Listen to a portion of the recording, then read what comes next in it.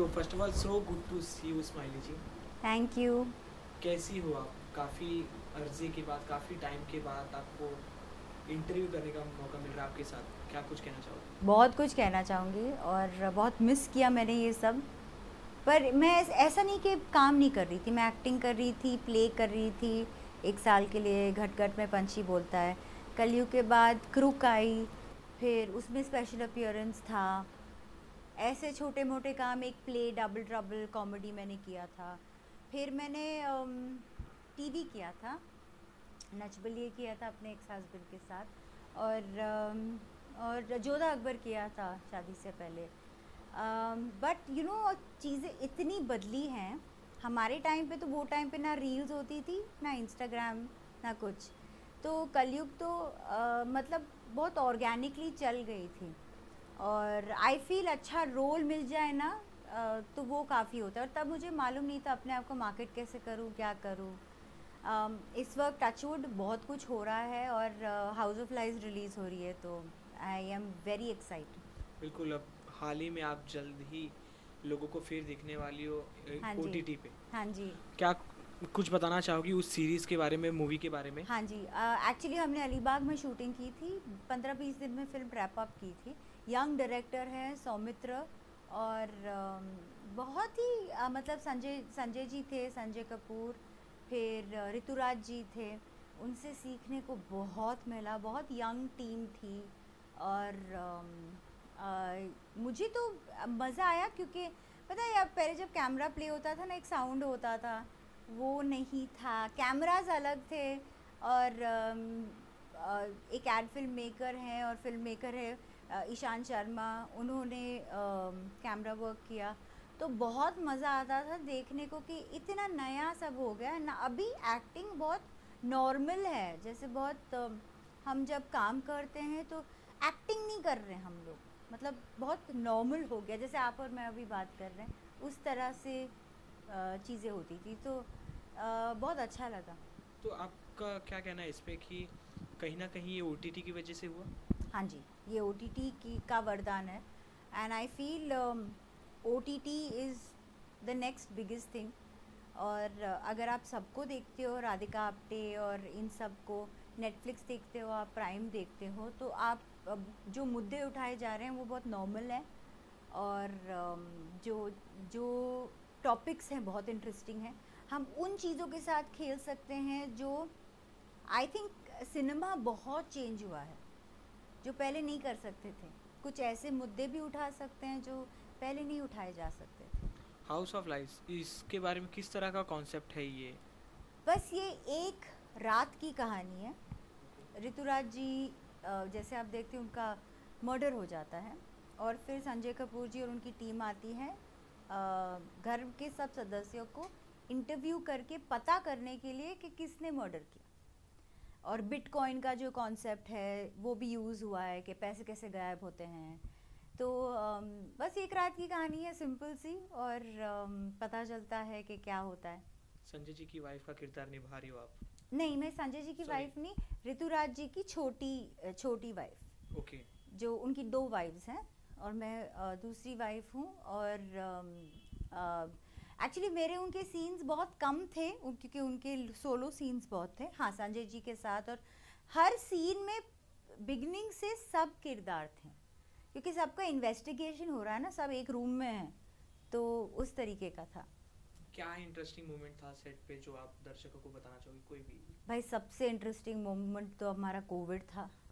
और अलीबाग की जो पंचायत है वो इतनी पर्टिकुलर है, वहाँ इतना पीस है। हर 4 दिन में पंचायत पहुँच जाती थी सेट पे देखने के लिए प्रोटोकॉल फॉलो हो रहा है या नहीं। हमारे टेस्ट होते थे हर 5 दिन में, तो बहुत सेफ्टी था सबको। एक मिनी वेकेशन था, जैसे सब हम सोशल डिस्टेंसिंग के वजह से अलग अलग विलाज में ठहरे थे। प्रोड्यूसर मिस्टर अजय गुप्ता और जो काली मूवीज़ हैं उन्होंने हमारा बहुत ध्यान रखा। हम सबको अलग अलग गाड़ियाँ मिलती थी। कब कहीं ना कहीं हमको रोका जाता था और चेक किया जाता था। सो बहुत साफ सुथरा और बहुत जैसे हम एक बायो बबल में थे। उस तरीका का इन्वायरमेंट था। और फन तो बहुत था। मेरे को ये बात ऋतुराज जी की मैं कभी नहीं भूलूंगी। उन्होंने मुझे कहा लाइफ में ना बहुत मौके आएंगे जब आपको रोने का मौका मिलेगा, हंसने के मौके ना बहुत कम आते हैं, तो वो मौके चुरा लो। और जैसे कभी कभी मैं अपने रूम में ही बैठे रहती थी तो वो आके मुझे बुलाते थे, बोलो चल बेटा चलो सबके साथ एंजॉय करो, क्यों तुम अकेली बैठी। मैं बोलती थी कल सुबह जल्दी उठना है, तो बोलते थे तो आज तो जी लो। बिल्कुल। जब भी कोई ओटीटी पे सीरीज या मूवी आती है तो लोग काफ़ी ज़्यादा एक्साइटेड हो जाते हैं। हाँ, तो इसमें कुछ ऐसी अलग चीज़ जो अदर ओटीटी की सीरीज और मूवी में नहीं देखने को मिलेगी? ऐसा कुछ नहीं है, पर आई एम श्योर इसमें अलग ये चीज़ एक्चुअली मैं अगर बता दूँ तो सस्पेंस चला बिल्कुल बिल्कुल, जाएगा। मीन्स या वैसे इंटरेस्टिंग की चीज़। इंटरेस्टिंग। हम लोग दिन भर बहुत मेहनत करते थे और रात को ऑफ कोर्स मिल के मस्ती करते थे, और दिन की सबकी मतलब जिसके साथ क्या हुआ वो Soumitra is very good sense of humour. वो जितने सीरियस है ना, वो जितनी सीरियस तरीके से सीन शूट करते थे, रात को वो सबका मजाक उड़ाते थे। इट्स सो फनी कि उनको सब पता था कि किस रूम में क्या चल रहा है, कौन क्या बोल रहा है। और ऐसे बहुत किस्से थे जब किसी का माइक ऑन था तो चीज़ें सुनाई दी, और उस पर बहुत हंसी और बहुत हमने बहुत खुशियाँ मनाई। बिल्कुल। जैसे एक लॉकडाउन के बाद जो हम 15 दिन शूट के लिए गए तो खुशी का माहौल था। और लोगों को, मुझे आई टेल यू व्हाट मुझे क्या हुआ था, क्योंकि मैं लॉकडाउन में अकेली थी। जब मैं शूट पे गई ना, एक तो हेयर के लिए कोई आते हैं हेयर ड्रेसर साहब, फिर मेकअप के लिए आते हैं, तो मुझे ना थोड़ा डर लग रहा था कि जब कोई इतने पास है, लेकिन सबके टेस्ट हुए हुए थे, सब मास्क में थे। लेकिन सडनली आप जब एक एनवायरनमेंट में घुसते हो जो अकेले रहने के बाद ना, एक मुझे घबराहट सी हुई थी, I be honest. But I think सबको हुआ था और सबने मुझे देखा और सबने कहा रिलैक्स, ये सोशल डिस्टेंसिंग की वजह से आप फील कर रहे हो, क्योंकि अब यहाँ पे कोई है। तो और हम संजय सर भी बहुत ख्याल रखते थे कि रूम में 5-6 से ज़्यादा लोग ना हो। ओटीटी की बात करें, जिस तरह से ओटीटी ने ओवरटेक किया है हाँ जी। बड़े पर्दे को, उस पे आपका क्या कहना है?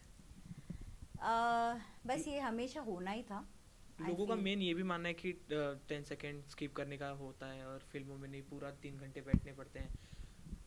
ये शॉर्ट फिल्म है, बहुत जल्दी ख़त्म भी हो जाती है।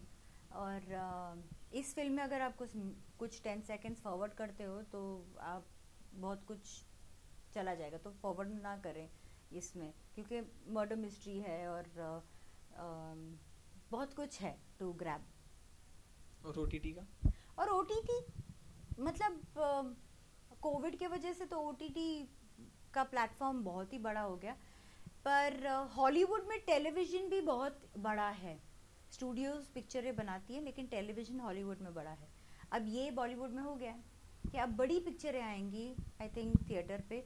ओटीटी का ये अच्छाई ये है कि सब पिक्चरें आप घर में बैठ के अपने फैमिली के साथ देख सकते हो, और ज़रूरी नहीं कि बाहर जाके, अभी हम अगर 5 जन को लेके बाहर जाएं तो 6-7 हज़ार तो खर्चा हो ही जाते हैं। यहाँ घर पे बैठो और देखो। स्माइली जी, आपकी बात करें तो आपने बीच में काफ़ी सारे काम किए अभी तक। हाँ। पर जब आपने कलयुग किए, कलयुग के बाद अभी जो कैमरा फेस आपने किया, क्या चेंजेस आपको देखने को मिले? और एक तो अभी जो जैसे मैंने कहा एक्टिंग का कुछ पता चलता भी नहीं है। एक मैं आपको फ़नी इंसिडेंट बताती हूँ।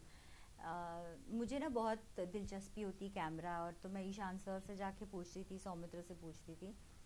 एक दिन कुछ बात हो रही थी, पैंथर आएगा, पैंथर आने वाला है, और पैंथर से मैं ऐसे शूट करूँगा, ऐसे पैंथर आ जाएगा तो सब ठीक हो जाएंगे, सबका हो जाएगा। तो मैं खाली सुन रही थी, तो मैंने एक्चुअली सोचा कि कोई पैंथर आ रहा है, मतलब अलीबाग में है, जंगल में, क्या पता सांप पैंथर सब आ जाएगा। मैंने कहा क्या बात है, पिक्चर में पैंथर है, क्या बात है? तो मैंने कहा मुझे पैंथर के साथ फ़ोटो खींचने के। तो मैंने डायरेक्टर को बोल दिया कि पैंथर कब आ रहा है, मुझे पैंथर के साथ फ़ोटो लेना। तो तो ये जोक था सौमित्र और ईशान सर के बीच में कि स्माइली के लिए पैंथर आ रहा है, पैंथर आ रहा है तो वो फोटो खींचेगी पैंथर के साथ, सब लोग पहले स्माइली खींचेगी, फिर पता चला पैंथर एक कैमरा है जो यू नो दो मतलब मूव करता है, उसकी मूवमेंट या उसकी जिस तरह एक पैंथर मूव करता है उस तरह मूव करता है, तो काफ़ी कुछ काम 2 शॉट में ख़त्म हो सकते हैं। जब भी कोई स्क्रिप्ट आपके पास आती है, कोई भी प्रोजेक्ट आपके पास आता है, तो फिर आप अपने मन में क्या प्रिपेयर करती हो? आप अपने मैं आप अपना कैरेक्टर, बस मेरे को लगता है कि एक एक्टर के हाथ में बहुत कम एक्शन और कट के बीच में आपका काम है, आप सिर्फ अपने किरदार, अपने लाइंस लर्न करें, बाकी सब डायरेक्टर, कॉस्ट्यूम, मेकअप, हेयर आपको बना देता है। ये हम बात करें जब आप कोई प्रोजेक्ट करती हो, हाँ जी, उसके बाद आप कुछ समय का ब्रेक लोगी या कुछ भी करो, उसके बाद जब नेक्स्ट प्रोजेक्ट मिलने वाला है, उसके बीच का जो गैप होता है, उस वक्त ऑडियंस जानना चाहेगी कि आप क्या करती हो, आप क्या सोचती हो? फर्स्ट तो मैं सोचती नहीं हूँ, मैं अपने क्लासेस चलाती हूँ, I teach dancing, pole dancing.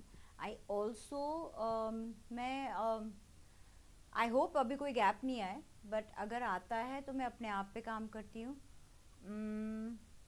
Life में बहुत उतार चढ़ाव हुए हैं, तो उस पे मैंने बहुत मतलब टाइम निकाल दिया है, पर ठीक है, देर आए दुरुस्त आए, अपना टाइम शायद अभी आएगा।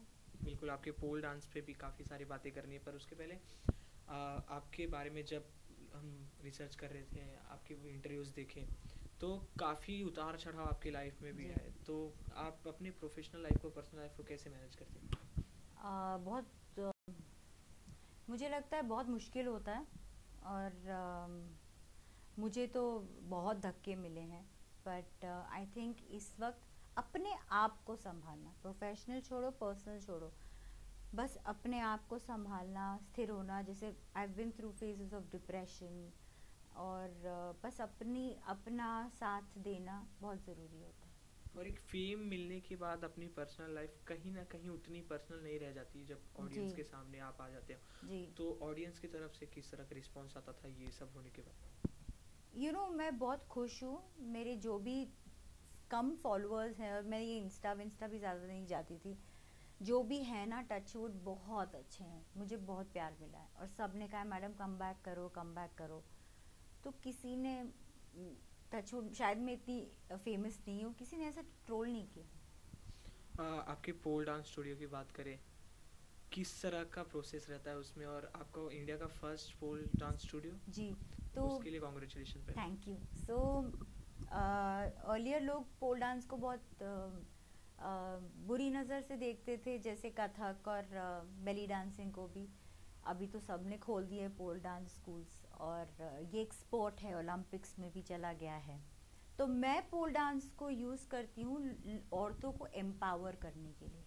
इससे डिप्रेशन जाता है, न्यूरोमस्कुलर कोऑर्डिनेशन बढ़ता है, आपकी बॉडी को एक, क्योंकि आप जब पोल फिटनेस करते हो तो आपको बहुत ज़रूरी है उस मोमेंट में रहना, नहीं रहोगे तो गिर जाओगे। तो आई फील ये बहुत एम्पावरिंग स्पोर्ट है। इसमें आपका इंटरेस्ट कब से था?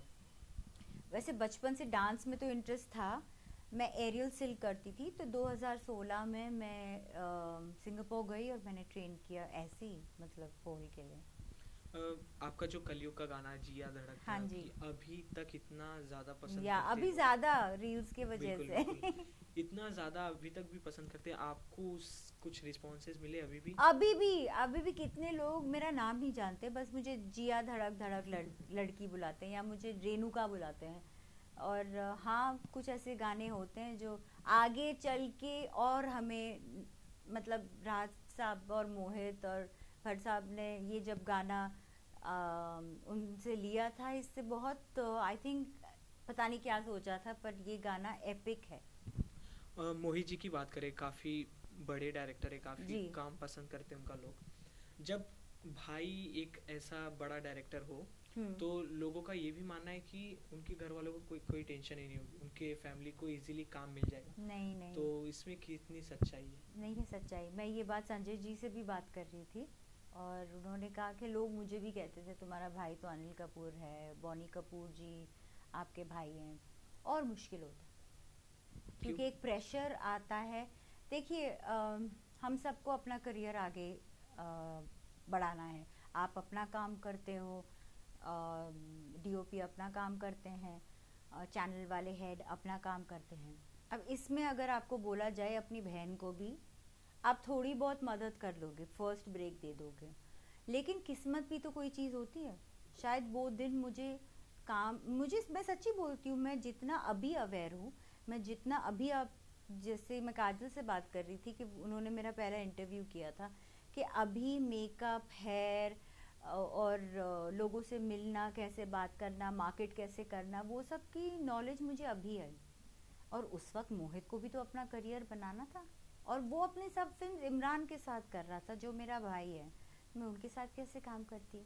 बिल्कुल यही चीज़, इमरान हाशमी, आलिया भट्ट, जी। महेश सर और काफ़ी बड़े बड़े नाम आपके हाँ जी। रिलेशन में।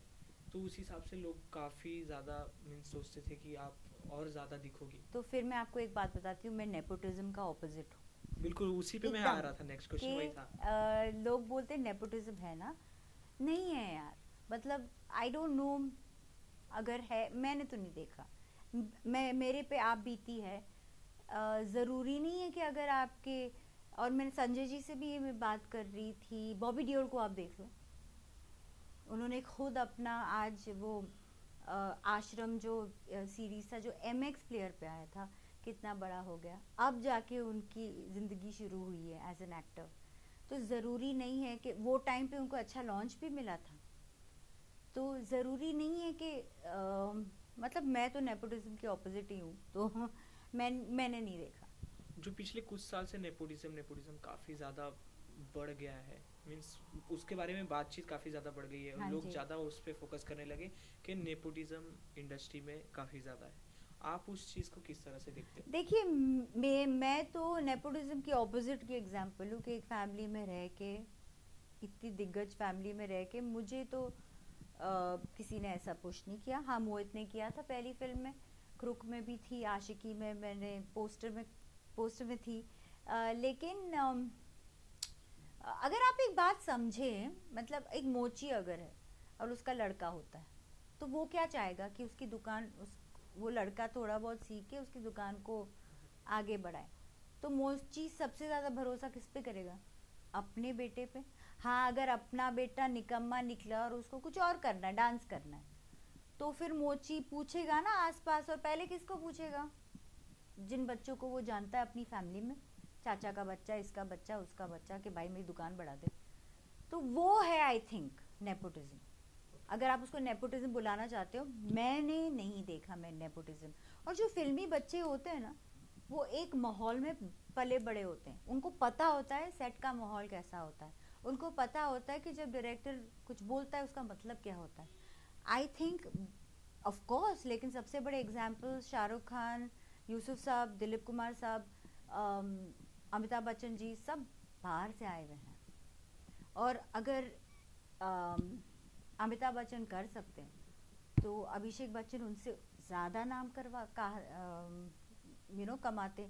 बट आई फील सबकी एक जगह है, सब अपने आप में अपने टाइम पे शाइन करते हैं। इमरान सर, महेश सर, इन लोगों के साथ आपकी बॉन्डिंग कैसी है और जब आप मिलते हो तो क्या बातचीत होती इमरान से तो बहुत हम लोग मजाक बहुत करते हैं, और he is very good with health. तो अगर हेल्थ के टिप्स, डाइट टिप्स कुछ लेना है तो आप उनके पास जाइए ज़रूर। और हम ज़्यादातर पुरानी बातें करते हैं कि हमारे टाइम में कैसा था, तो 90s का टाइम जब TDK होता था, ये होता था, वो होता था। भट्ट साहब से बहुत दिन से मिली नहीं हूँ, और मैंने सुना है वो अपनी हेल्थ का बहुत ध्यान रख रहे हैं। और बाकी बस यही है कि फैमिली ज़्यादा मिलती नहीं है, मतलब हम अभी सब अपने अपनी लाइफ में बिजी हैं। है? इस इंडस्ट्री में आने के लिए लड़कियों को काफ़ी कुछ फेस करना पड़ता है, ऐसा कहा जाता है। मीन्स उनको काफ़ी ज़बरदस्ती ये सब देखना पड़ता है। इसमें कितनी सच्चाई है, आप आपके थ्रू अगर ऑडियंस को बताना चाहो तो? मेरे को कभी कुछ टचवुड फेस ही नहीं करना पड़ा, बट मैं ये कह सकती हूँ कि सिर्फ इस इंडस्ट्री में नहीं, हर इंडस्ट्री में आप अगर एयरलाइंस में जाओगे तो आप देखोगे कि एयर होस्टेसेस को भी काफ़ी कुछ फेस करना पड़ता है। आप कॉल सेंटर में चले जाओ, देख लो क्या हो रहा है। वहाँ की लड़कियाँ तो गॉड ब्लेस देम। आप कहीं पे भी चले जाओ, ट्रैवल्स एंड टूर्स में या कॉर्पोरेट्स में, तो मेरे को लगता है इंडस्ट्री की क्या बात है कि सब दिख के आता है। हम बस बैठे हुए हैं इधर, हमारी लाइफ खुली है, आप देख लो। लेकिन ये अगर आप बोल रहे हो मी टू मूवमेंट या जो भी है, ये हर इंडस्ट्री में।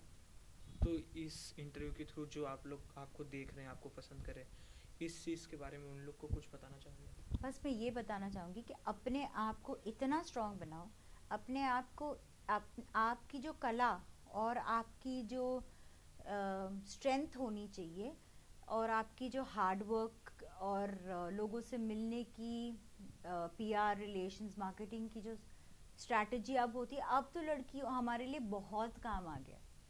तो या जस्ट वर्क हार्ड।